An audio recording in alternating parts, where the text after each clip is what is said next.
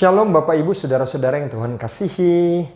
Shalom buat seluruh jemaat di GBI Padang Hijau Pineng. Kita akan mendengarkan firman Tuhan dengan tema iman yang extraordinary. Tema kita pagi hari ini adalah iman yang extraordinary. Bapak Ibu Saudara-saudara yang Tuhan kasihi, mari kita lihat firman Tuhan di dalam Roma pasal 4 ayat 20 sampai ayatnya yang ke-25. Firman Tuhan berkata demikian, tetapi terhadap janji Allah, ia tidak bimbang karena ketidakpercayaan, malah ia diperkuat dalam imannya dan ia memuliakan Allah. Dengan penuh keyakinan bahwa Allah berkuasa untuk melaksanakan apa yang telah ia janjikan. Karena itu, hal ini diperhitungkan kepadanya sebagai kebenaran. Kata-kata ini, yaitu hal ini, diperhitungkan kepadanya tidak ditulis untuk Abraham saja, tetapi ditulis juga untuk kita. Sebab kepada kita Allah memperhitungkannya karena kita percaya kepada Dia yang telah membangkitkan Yesus Tuhan kita dari antara orang mati, yaitu Yesus yang telah diserahkan karena pelanggaran kita dan dibangkitkan karena pembenaran kita. Dari nats yang kita baca, maka kita bisa melihat dan mempelajari praktek iman yang terdapat dalam kehidupan Abraham. Itu sebabnya saudara-saudara kemudian Alkitab memberi sebutan nama kepada Abraham sebagai Bapa orang percaya, Bapa orang beriman. Nah saudara-saudaraku yang Tuhan kasihi, hidup di akhir zaman ini, hidup di dalam situasi seperti saat ini, kita membutuhkan iman yang kuat. Bukan sekedar iman yang biasa-biasa.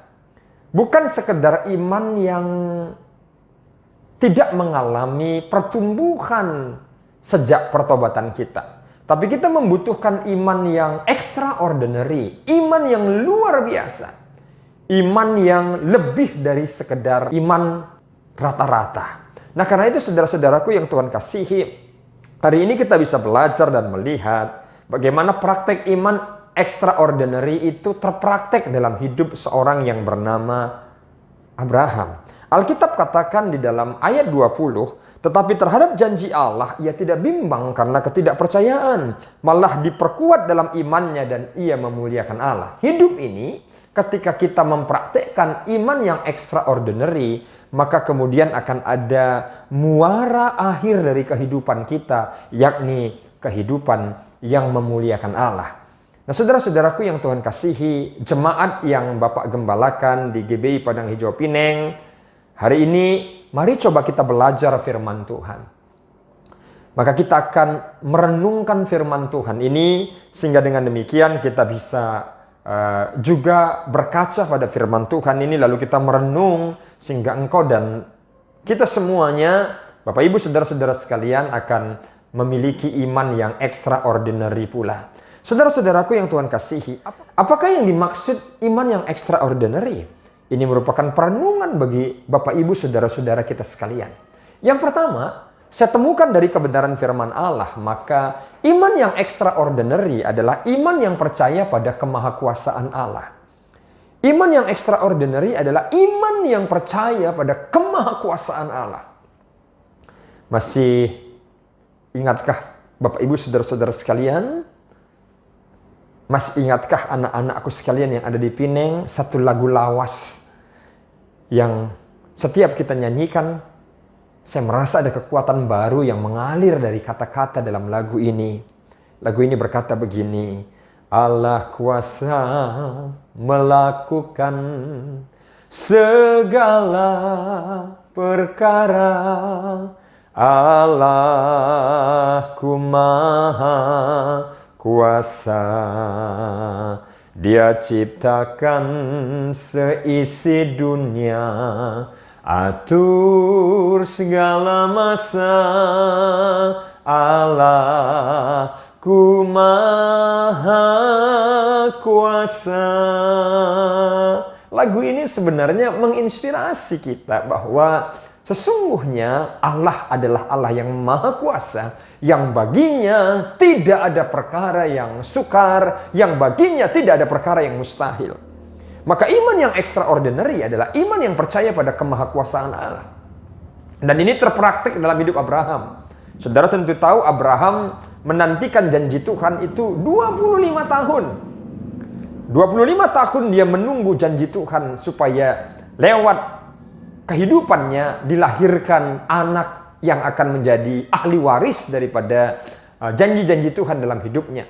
Tetapi apa yang terjadi? Istrinya Sarah mandul, dan bukan itu saja, mereka sudah menanti sedemikian lama, mereka menanti begitu lama saudara-saudara, sehingga 25 tahun dilewatkan, baru kemudian Tuhan memberikan Ishak dalam diri mereka.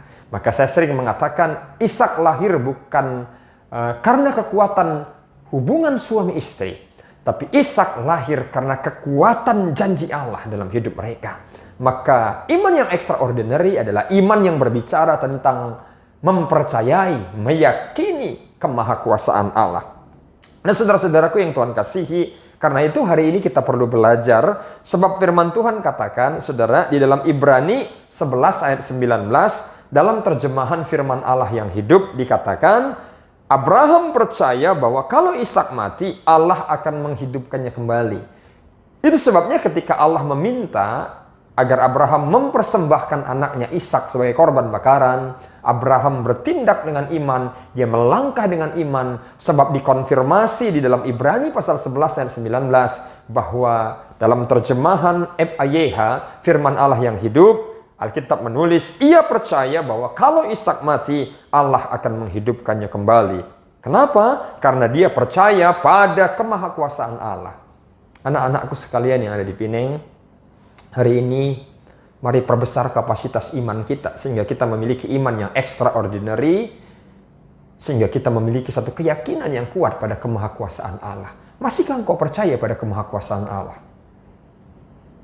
Renungkan firman Tuhan ini dalam hidupmu. Apapun yang menjadi persoalanmu, apapun yang menjadi kesulitanmu, satu kebenaran Bapak Gembala hari ini sampaikan.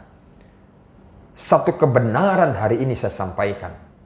Allah berkuasa atas hidupmu, dan Allah juga berkuasa atas keadaan di sekelilingmu, situasi di sekitarmu. Allah tidak sekedar berkuasa atas pribadi saudara, Allah tidak sekedar berkuasa atas diri saudara, tapi Allah berkuasa atas situasi di sekitar saudara, situasi di sekeliling saudara. Itulah yang membuktikan bahwa Dia adalah Allah yang Maha Kuasa. Maka yang pertama, iman yang extraordinary adalah iman yang percaya pada kemahakuasaan Allah. Maka yang kedua, iman yang percaya pada kebaikan Allah. Iman yang percaya pada kebaikan Allah. Saudara-saudara, jangan pernah sujon kepada Tuhan.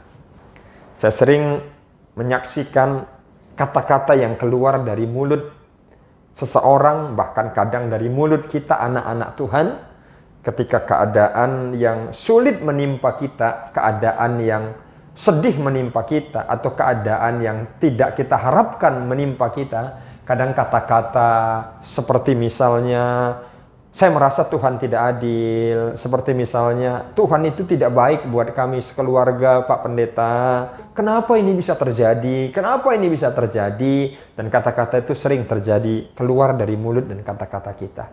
Iman yang extraordinary adalah iman yang percaya pada kebaikan Allah. Yesus, Engkau baik, sungguh baik, sangat baik. Yesus, Engkau baik, sungguh baik, sangat baik. Kasih-Mu tak berkesudahan, kasih-Mu kekal selamanya. Coba saudara lihat, lagu ini adalah cermin daripada pribadi Allah yang mengasihi saudara, pribadi Allah yang penuh dengan kebaikan, tetapi juga menjelaskan kekal selama-lamanya kebaikan Tuhan. Saya ulangi, kekal selama-lamanya kebaikan Tuhan. Buat siapa? Buat saudara, buat saya, buat kita semuanya. Karena itu saudara-saudara yang Tuhan kasihi, kita harus belajar untuk memahami dan mengerti sebuah kebenaran firman Allah.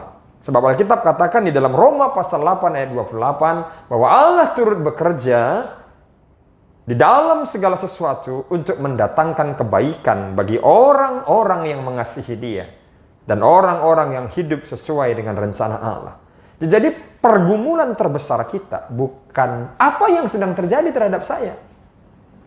Pergumulan yang terbesar dalam hidup kita bukan bertanya, mengapa ini terjadi dalam diri saya?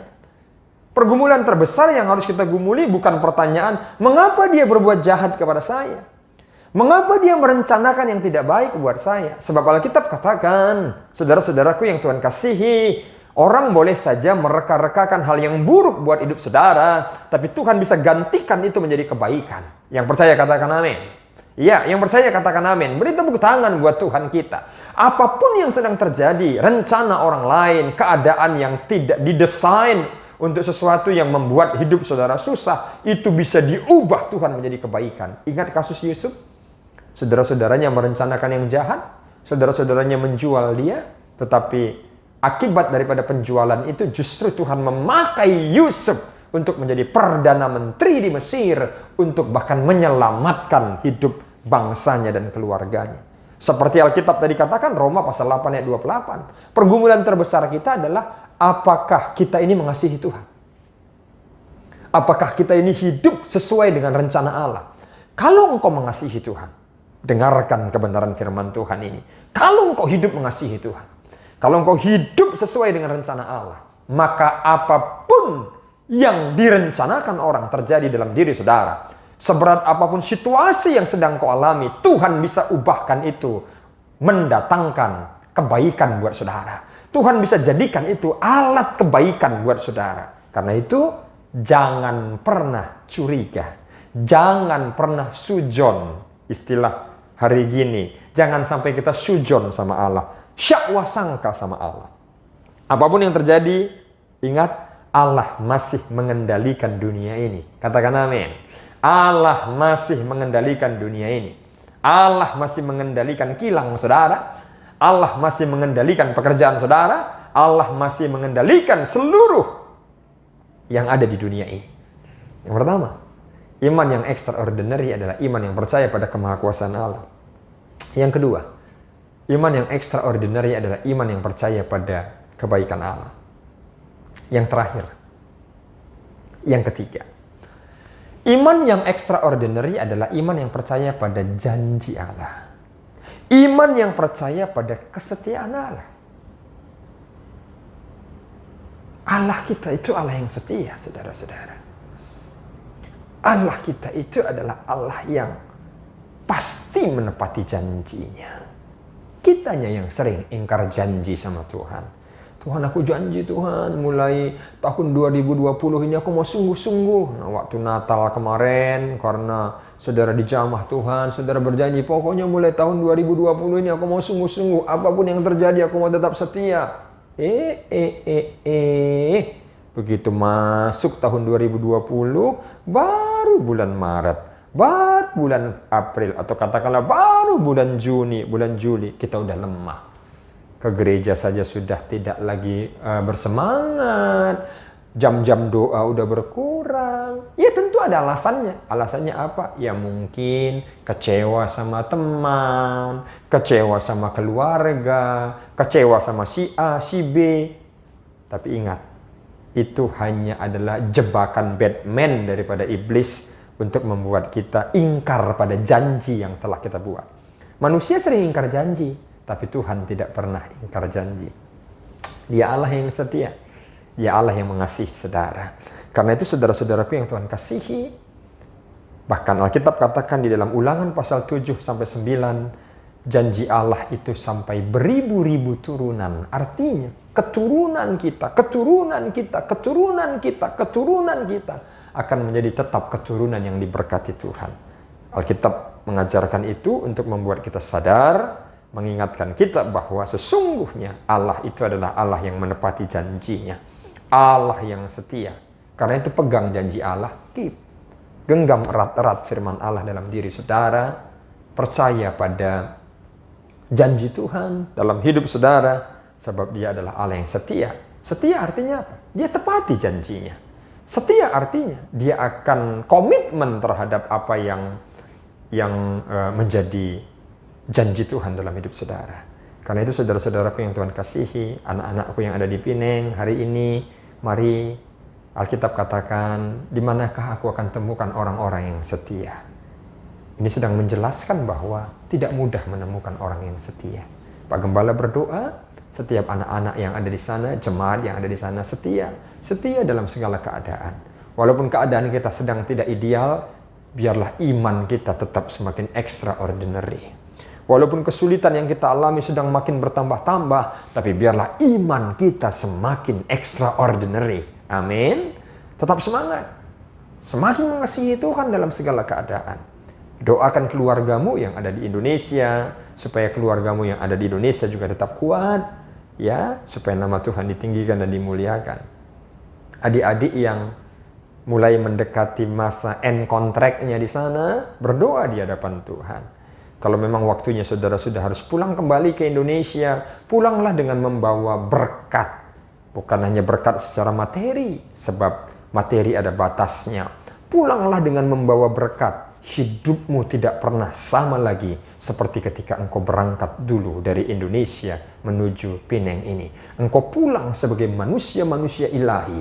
Engkau pulang sebagai manusia-manusia yang semakin mengasihi, mencintai Tuhan. Sehingga keluargamu terberkati, bapak mamamu terberkati, adik-adikmu, kakakmu, saudaramu terberkati, dan mereka melihat perubahan itu dalam hidup saudara. Sehingga itu juga akan membuat kalau ada keluarga yang belum bertobat sungguh-sungguh, belum mencintai Tuhan sungguh-sungguh, melihat teladan dalam diri saudara, itu akan membuat hidup mereka berubah.